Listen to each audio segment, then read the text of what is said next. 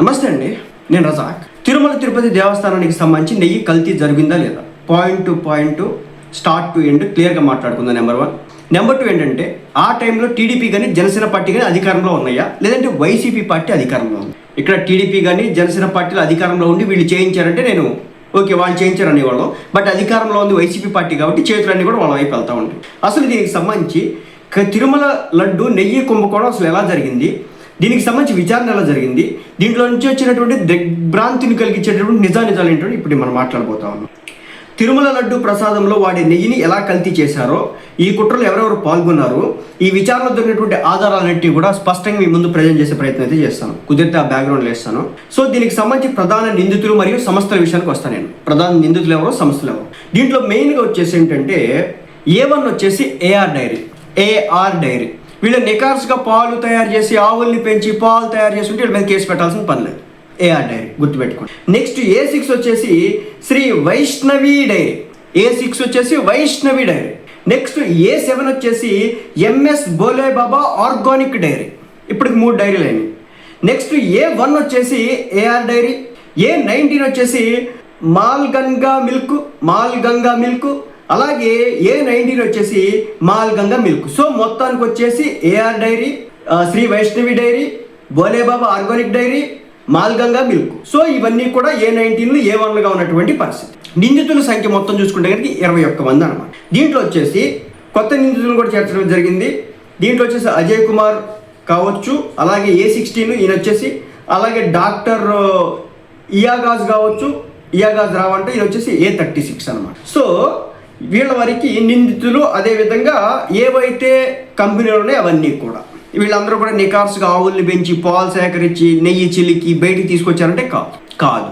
Next మరి కల్తీ ప్రక్రియ ఎలా చేస్తారు? బేసిక్ ఏం చేస్తారంటేనంట, refined palm oil, palm kernel oil మరియు పామ్ ఆయిలిన్ ఈ మూడింటిని కలిపి దీంట్లో వచ్చేసి బీటా కెరోటెనిన్, ఎపిటిక్ యాసిడ్ ఈస్టర్, లాక్టిక్ యాసిడ్, అలాగే నెయ్యి వాసన వచ్చేటటువంటి రసాయనం గీ ఫ్లేవర్. సో ఇవి 4ని కలిపి, సో మీకు కనిపిస్తుందో చూద్దాం, కనపడేటట్టు చేస్తాను వీలైనంత వరకు. సో ఇదనమాట మీకు కనపడుతుంది కదా. సో ఈ మాదిరి ఇది వచ్చేసి ఏంటంటే కెమికల్స్, పామ్ ఆయిల్ అనమాట. దీంట్లో వచ్చేసి బీటా కెరోటిన్, ఎపిటిక్ ఎసిటిక్ ఈస్టర్, తర్వాత లాక్టిక్ యాసిడ్, గీ ఫ్లేవర్ అనమాట.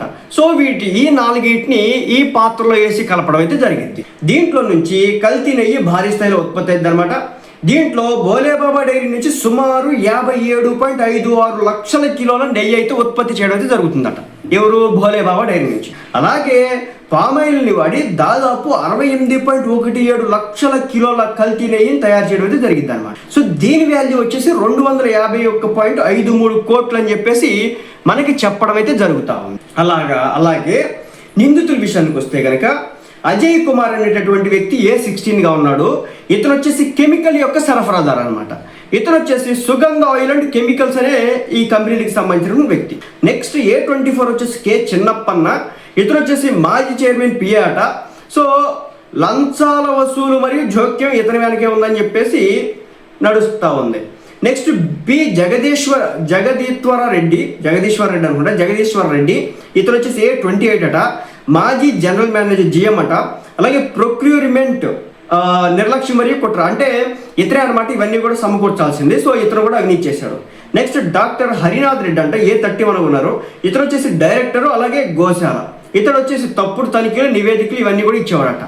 అలాగే ఫారెన్సిక్ మరియు నిపుణులు మనకి ఏం సాక్ష్యాలు ఇచ్చారో కూడా ఇప్పుడు నేను మీకు చెప్పే ప్రయత్నం అయితే చేస్తాను. ఫారెన్సిక్ నిబంధనలు చెప్తుంది ఏంటంటే, నిందితుల యొక్క వాట్సాప్ చాటుల ద్వారా హవాలా లావాదేవీలు, అలాగే నకిలీ వాహన నెంబర్లు మరియు కల్తీ చేయబడినటువంటి సరఫరా చేసినటువంటి నెయ్యి ఏదైతే ఉందో దానికి సంబంధించిన సంభాషణలు ఏవైతుంటాయో వాటన్నిటిని కూడా సిట్ సేకరించిందట. అలాగే లంచాల రూపంలో వస్తువులు అనమాట. ఫేవరబుల్ అపోర్ట్లు ఇచ్చి టీటీడీ అధికారులు మరియు నిపుణులు నిందితుల నుంచి శాంసంగ్ మొబైల్స్ ఒక్కొక్కటి 50,000 రూపాయలట మరియు భారీ నగదులను అయితే లంచంగా ఇవ్వడం అయితే జరిగిందనమాట. ఇక నకిలీ ధ్రువపత్రాలు కూడా సృష్టించారట. టెండర్ అర్హత కోసం జవాబారం లేకున్నా సరే ఉన్నట్లుగా నకిలీ ఎక్స్పీరియన్స్ సర్టిఫికేట్లు జారీ చేశారట. తప్పుడు ఫుడ్ సేఫ్టీ అథారిటీ ఏదైతే ఉంటుందో దానికి సంబంధించినటువంటి సృష్టించి టీటీడీని మోసం చేశారట.